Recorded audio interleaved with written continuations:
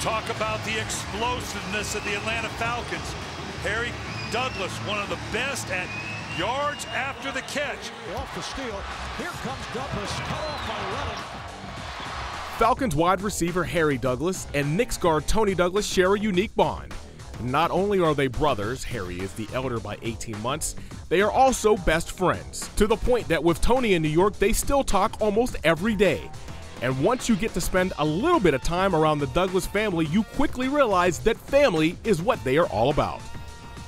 Do you and your brother realize how rare it is to be brothers in the NBA and the NFL? Not necessarily like on a big head thing, but just like I think you guys are only the sixth pair of brothers to be playing in the NFL and the NBA at the same time. We know it's a high rarity rate of it, but if you want to be honest, I mean, I want to look at me and my brother.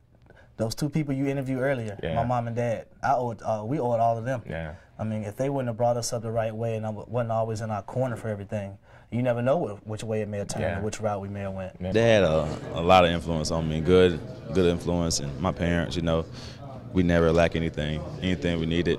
You know, we had, they always supported us. They always stayed on us about school, our grades and stuff, and that's one reason why I kept my grades up, because I wanted to play ball, I loved it, and they didn't play about that.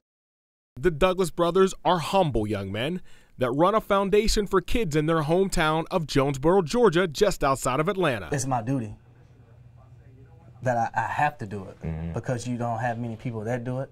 And the fact that I grew up, I was walking around just like the same as a lot of kids now in the county. So I think it's my duty to give back and come back and spend time with kids. With all the success that their sons have had on and off the field, what are some of the parents' proudest moments? When the Atlanta Falcons drafted my son, knowing that he had been to their games on the Georgia Dome field as a little boy, had dreams and visions of one day wishing that he would play on that field, and to see that come true, it was a proud moment. I can't lie. As a matter of fact, I cried. And the moment came when he had that kickoff against Carolina, and he had his touchdown. And I could see him when he was on that field. We was a little boy. I was throwing that football to him. He was a little boy, and he was running down that field, and all that stuff came back to me when he, on that kickoff, that punt return, and he broke. He got a $7,500 fine because he pointed his finger. But that was my proudest moment, to see him come back home and play for his hometown team. You can't beat it. Yeah, I agree with that, because it's can't beat it. Thank God.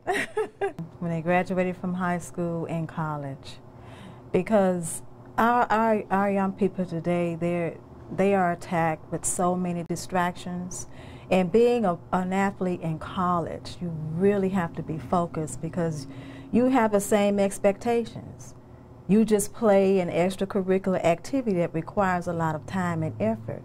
And with them both graduating from college, it was like, wow, this is fantastic. Although they play professional ball, that's not going to last always. They have a career, they have a degree that they can participate in the community and be a professional and raise their families and, you know, do what they need to do.